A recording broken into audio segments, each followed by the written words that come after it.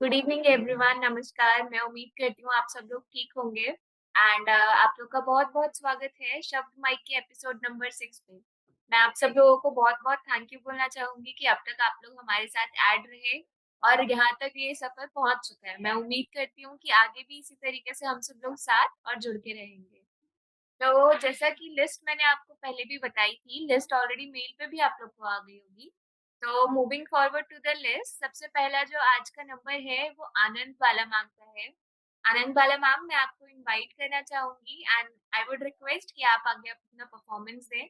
देखिए मेरी मैं अपना सबसे पहले तो आप सबको मैं धन्यवाद देती हूँ कि मुझे आप सबने अवसर दिया है इसमें कार्यक्रम में और जी, आप लोगों को बधाई भी देती हूँ। इतने सबसे पहले मेरी बस एक बार कुछ ऐसा हो जाए, बस एक बार कुछ ऐसा हो जाए, समय बहने लगे विपरीत दिशा में।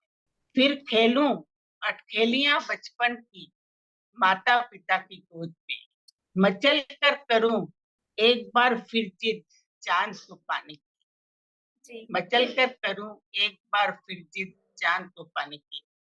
बस एक बार आसमान में उड़ती पतंगों की डोर बनूं, तनू ऐसे कि पतंग न फटे कोई न कटे कोई, लहराए परचम की तरह आकाश में सदा सदा के लिए, सदा सदा के लिए। बहुत बस खूब, एक बहुत खूब। बस एक बार फिर दस्तक दूं मन के द्वार पर, खुल जाए कपाट मन के, बहने दूं वह सब जो जमा हुआ है मन की तलहटी में काई की तरह।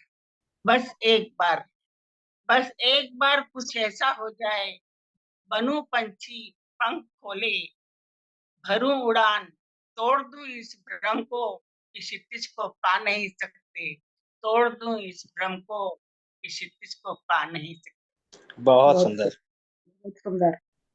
मेरी दूसरी कविता है, छोटी सी है ये भी। सपने, सपने जो देखे थे कभी अध खुली आंखों से, नदी के किनारे रेत पर उंगलियों से लिखते हुए, सपने जो देखे थे कभी अध खुली आंखों से, नदी के किनारे रेत पर उंगलियों से लिखते हुए, सपने जो बुने थे कभी सुबह की गुनगुनी धूप में, सलाइयों पर ऊन से उल्टे सीधे फंदों को चुनते हुए, बुनते हुए, सपने जो देखे थे कभी, संजोए थे कभी, मन की आंखों में दूधिया चावलों के बीच कंकड़ों को चुनते हुए। सपने होते हैं पूरे, बस उन्हें चाहिए थोड़ी जगह, हवा पानी, धूप और खुला आसमान। जिंदगी से एक मौका ओढ़ने के लिए समय की चादर, एक चाहत उनको बिखरने से बचाने के लिए, और फिर देखिए सपनों को पूरा होते हुए, और फिर देखिए सपनों को पूरा होते। बहुत खूब। बहुत सुंदर कविता। तो मैम, आप हमारे साथ आज पहली बार जुड़ी है ना? So moving on to next performance, जैसे मैम ने ऑलरेडी इतनी अच्छी परफॉर्मेंस कर दी है, वैसे ही बहुत प्यारी प्यारी परफॉर्मेंस को सेकंड नंबर पे मैं बुलाना चाहूंगी मोनिका को। प्लीज मोनिका, आप सामने आए और अपनी परफॉर्मेंस से सबको इम्प्रेस करने की कोशिश करें। Good evening to all of you. जी, गुड इवनिंग। मैं एक उपन्यास पढ़ के सुना रही हूँ।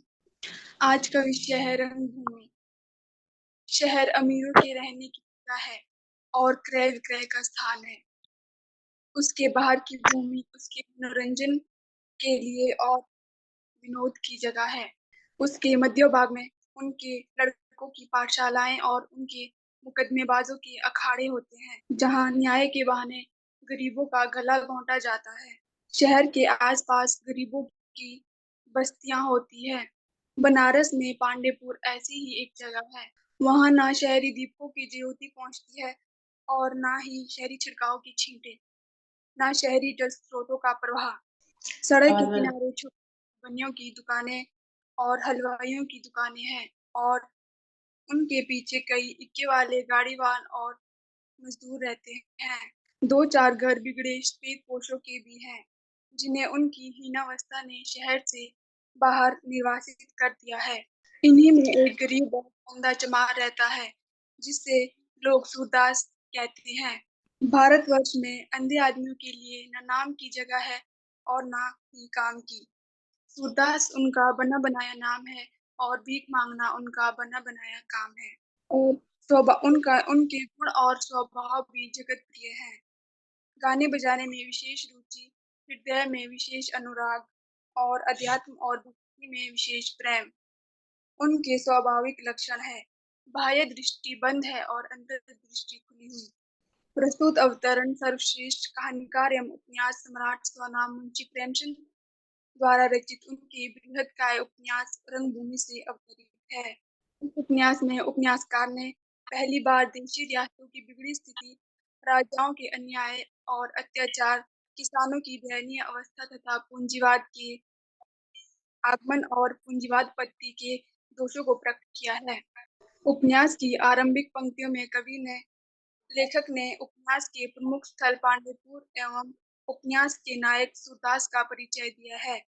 लेखक शहरों पर टिप्पणी करते हुए लिखते हैं कि शहर अमीरों के रहने के लिए बने हुए हैं और उनके खरीद फरोख्त के स्थान है। शहर में गाँव की अपेक्षा महंगाई होती है, इसीलिए वहाँ सुविधाभोगी वर्ग ही रहते हैं। शहर की बाहर की जमीन उनके आमोद प्रमोद और मनोरंजन के लिए होती है, जहाँ उनके बच्चे खेल कूद करते हैं और उसके बीच में उनके लड़कों की पाठशालाएं और मुकदमों की सुनवाई के लिए न्यायालय होते हैं।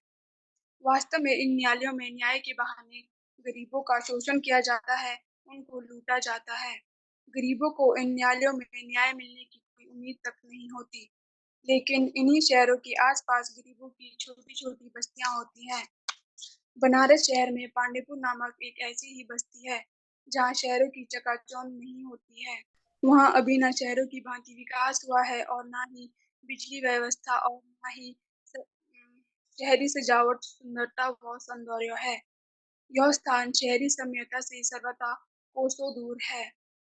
पांडेपुर नामक बस्ती में सड़क के किनारे छोटे-छोटे बनियों और हलवाइयों की दुकानें हैं। इन्हीं दुकानों के पीछे निमन श्रेणी के लोग बेच लाने वाले, गाड़ी लाने वाले, दूध का काम करने वाले और गाय-भैंस पाल कर दूध बेचकर आजीविका चलाने वाले लोग और मजदूर वहाँ पर रहते हैं। इन लोगों के घरों के साथ-साथ 2-4 घर बिगड़े हुए खर्चीले सफेदपोशों के घर भी होते हैं, जिनको उनकी दयनीय अवस्था ने शहर से निर्वासित कर दिया है। इन्हीं घरों में एक अंधा और गरीब चमार रहता है, जिसे लोग सूरदास कहकर संबोधित किया करते हैं। सहसा एक फिटन आती हुई सुनाई दी। सूरदास लाठी टेक कर उठ खड़ा हुआ। यही उसकी कमाई का समय था। इसी समय शहर के रईस और महाजन वहाँ हवा खाने आते थे। फिटन ज्यों ही सामने आई, सूरदास उसके पीछे धाता, भगवान तुम्हारा कल्याण करे कहते हुए दौड़ा। भीख मांगकर अपना और अपने गुरु का पालन करते थे।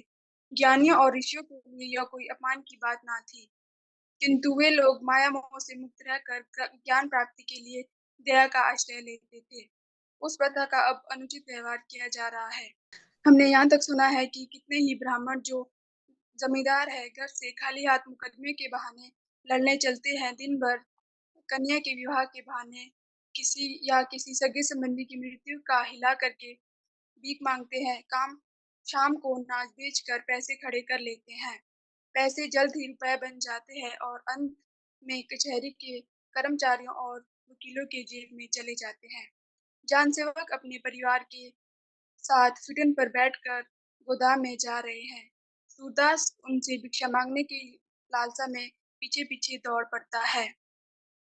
मिसेज सेवक अत्यंत घृणा के साथ कहती है कि इस दुष्ट की चीख ने तो कान के पर्दे ही फाड़ डाले। जानसेवक भी भिक्षावृत्ति की निंदा करते हैं और स्पष्ट कहते हैं कि जहाँ की सर्वश्रेष्ठ जातियाँ भी भिक्षावृत्ति को अपना पेशा बना लेती हैं, जहाँ के महात्मा लोग भी इसी के सहारे जीवन यापन करते हैं, उस देश के उद्धार में शताब्दियाँ लग जाएँगी। धन्यवाद। बेसिकली जो बहुत इन्होंने अभी बढ़िया था। उपन्यास पढ़ा है ये जो उपन्यास था रंगभूमि था, प्रेमचंद जी का लिखा हुआ है। और इसका जो सारांश अगर हम कहें तो ये नौकरशाही उस समय जो होती थी और पूंजीवाद जो था उसके अगेंस्ट पे लिखा गया उपन्यास था। और प्रेमचंद आप जानते ही हैं ग्रामीण जीवन बहुत अच्छा लिखते हैं। तो आप लोग ज़रूर पढ़िएगा, शब्द.in पे प्रेमचंद के सभी उपन्यास अवेलेबल हैं। हाँ, ओके, नित्या सो आगे moving on performance. To next performance, हम लोग जो थर्ड परफॉर्मेंस आज की देखेंगे वो देखेंगे उषा मैम की। तो उषा मैम, मैं आपसे रिक्वेस्ट करूंगी प्लीज सामने आए एंड अपनी परफॉर्मेंस पेश करें। मैं उषा कुशवाहा, जमशेदपुर, झारखंड से। वैसे मैं मूल रूप से कवित्री तो नहीं हूँ। अधिकांश यहाँ लोग मतलब कविता ज़्यादा पढ़ रहे हैं, मैं कवित्री नहीं। मेरा लेखन विधा है कहानी, लघु कथा, व्यंग, उपन्यास।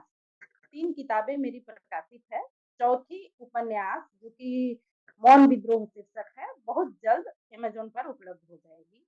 लेकिन मुझसे कहा गया कि मैं 10 मिनट में अपनी लिखी हुई किसी भी चीज़ को पढ़ सकती हूँ। तो मुझे लगा जी, कि कथा मैं ना पढ़ूँ, क्योंकि पहली बार कथा थोड़ी सीरियस हो जाती है। मैंने जी। एक हल्का-फुल्का व्यंग लिया है और ओके। ज़ाहिर-सी बात है कि व्यंग है तो उसमें हर बात घुमाकर कही गई है, हाँ तो जी, थोड़ी-सी ध्यान केंद्रित करने की ज़रूरत है, तभी ठीक से समझ आ पाएगी। बिल्कुल बिल्कुल और मैम, बिल्कुल।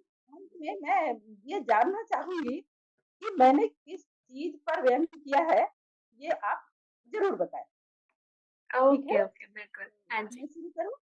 हाँ जी, आप बिल्कुल कंटिन्यू शीर्षक करिए। जी, शीर्षक है सर झुकाना अधिकार है हमारा। सर झुकाना अधिकार है हमारा। ये क्या बात हुई भला? सर झुकाना शर्मिंदगी का प्रतीक है। कोई इंसान अपनी मर्जी से ऐसा करने की कभी सोच भी नहीं सकता। हम स्वतंत्र देश के नागरिक हैं, हमें ऐसा करने पर कोई मजबूर भी नहीं कर सकता। और आप इसे अधिकार बता रहे हैं? आपका दिमाग तो ठिकाने पे है? जरा रुकिए जनाब, इतना गुस्सा सेहत के लिए ठीक नहीं। बातें करें मेरे दिमाग की, तो मेरा दिमाग बिल्कुल अपने स्थान पर है और बिल्कुल 22वीं सदी के तेज रफ्तार 5G 6G के कदम से कदम मिलाकर दौड़ रहा है। पर लगता है आपका दिमाग और आपकी देखने समझने की शक्ति अब तक 19वीं सदी में ही रुकी हुई है। पुराने समय में कान को हाथ लगाना सजा या शर्मिंदगी का प्रतीक था। लोग इसे सम्मान से जोड़कर देखते थे। वही चीज सिर झुकाने पर भी लागू है। 21वीं सदी के इंसान ने बहुत तरक्की कर ली, बड़ी बड़ी डिग्रियां हासिल किए, अद्भुत और महान से महानतम ज्ञान की प्राप्ति की। तब कहीं जान पाया कि उसके पूर्वज वास्तव में बेहद अल्पबुद्धि थे। उन लोगों ने तो हर सही को गलत और उचित को अनुचित ठहरा रखा है। अब बेचारा इंसान फिर से शोध खोज खुदाई करके अपनी रहन सहन के अच्छे सच्चे और सही तौर तरीके की तलाश में लगा हुआ है। आज का इंसान तीव्रतम बुद्धि का मालिक ठहरा। तीव्रता का अर्थ ही है तेज तेज और तेज, यानी चलना नहीं दौड़ना। क्यों, किस लिए, किसके पीछे जैसी बेमतलब से सवाल के लिए वक्त नहीं है। अब तन ढकने को पहनने वाले वस्त्र का ही उदाहरण ले लें। पुराने जमाने में लोगों ने जाने कितने साल सदी लगा दिए रुई तलाशने में और फिर वर्षों लगाए स्त्री पुरुष के लिए अलग अलग डिजाइन के वस्त्र तैयार करने में। आज का इंसान अधिक बुद्धिमान हो गया है। एक ही तरह के वस्त्र से स्त्री पुरुष दोनों का काम चल रहा है। रही बात डिजाइन की, तो भला ये कौन सा शोध का विषय है? टखने पर से थोड़े से कपड़े काट दिए, हो गया डिजाइन। फिर उसी कपड़े को किसी दूसरी जगह आड़ा तिरछा जोड़ दिया, हो गया दूसरा डिजाइन। बस इसी तरह टखने कुल्हे जहां से जी चाहे काटो और जहां मर्जी जोड़ दो। यदि कपड़े कम पड़ जाएं तो दो दो चार चार जगह आड़े तिरछे, दो चार जगह आड़े तिरछे छेद छोड़े भी जा सकते हैं। वाह, यह तो और भी बेहतरीन। खिड़की दरवाजे रोशनदान वाला लाजवाब डिजाइन। वैसे भी यह डिजाइन समानता को बढ़ावा देता है। अब किसी गरीब मजबूर अब अब किसी गरीब मजदूर को अपने फटे वस्त्र से झांकते तन के लिए शर्मिंदा होने की जरूरत नहीं। सही गलत उचित अनुचित का विचार त्यागना ही सच्ची समानता है। जब हर दौड़ का मकसद मात्र अनुसरण ही है, फिर काहे का व्यर्थ की सोच विचार।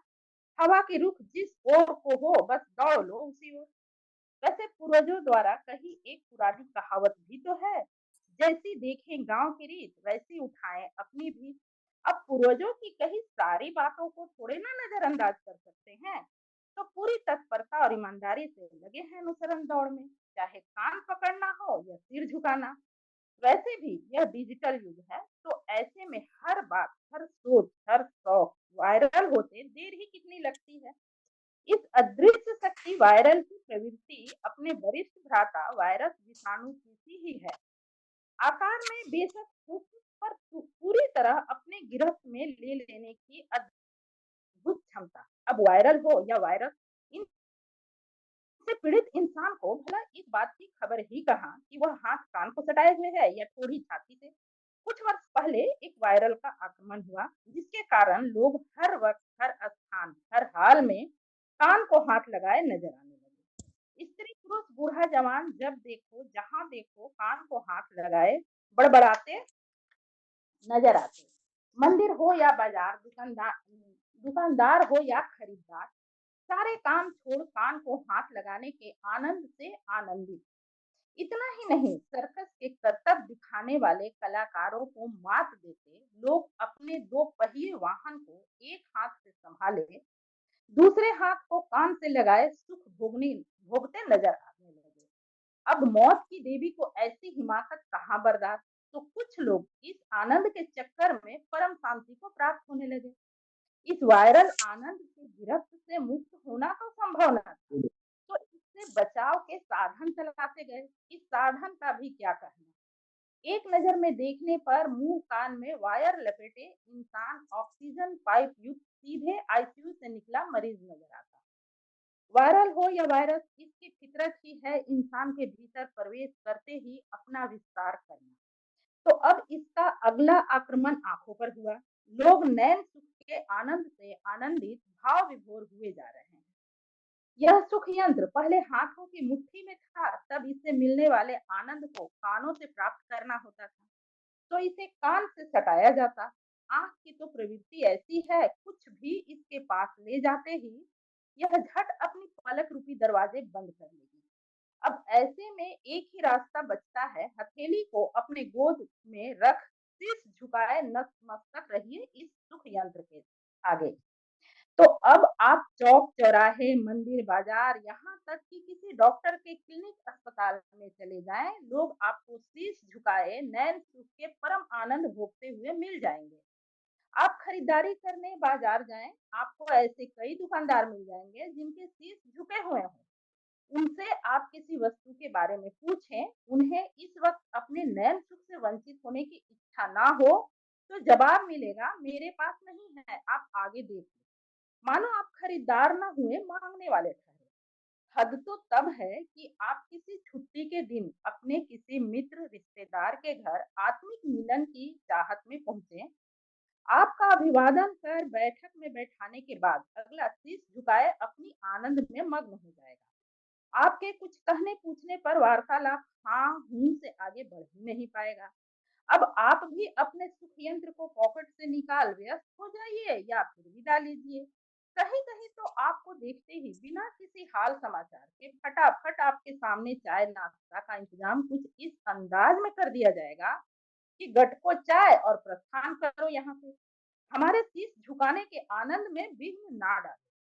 आपको अपना समूह लिए वापस आना ही होगा, क्योंकि किसी के सिर झुकाने के अधिकार से वंचित करने का आपको कोई अधिकार नहीं। समाप्त। धन्यवाद। बढ़िया, बहुत बढ़िया मैम। बहुत बढ़िया मैम, आपने डेफिनेटली मोबाइल के बारे में बोला था, राइट? आनंद आया क्योंकि जी, बहुत क्योंकि मजा आया, बहुत मजा। जीवन का मतलब ही है कि आनंद आना चाहिए, तभी सार्थक है। जी, जी, जी। बिल्कुल सही बात आपने बोली, और ये बात अगर हम देखा जाए तो हम इसे ऑब्जर्व भी कर सकते हैं कि ऐसा होता है। आप किसी के घर पे जाइए, वो आपसे हेलो करेंगे, नमस्ते करेंगे, उसके बाद अपने फ़ोन में लग जाएँगे, और आप भी यही करते हैं, शीश झुका डेली लेंगे अपने फ़ोन में लग जाइए। बिल्कुल, बिल्कुल हाँ। मैम, बहुत अच्छी परफ़ॉर्मेंस थी, बहुत मज़ा आया। एंड ये लास्ट कुछ टाइम से हम लोग के यहाँ पे जो माइक में था, वो पोएट्रीज हुई। तो आज एक तरीके से एक नया वो भी था, एक नई श्रेणी थी जिसमें आपने परफॉर्म किया, बहुत मजा आया।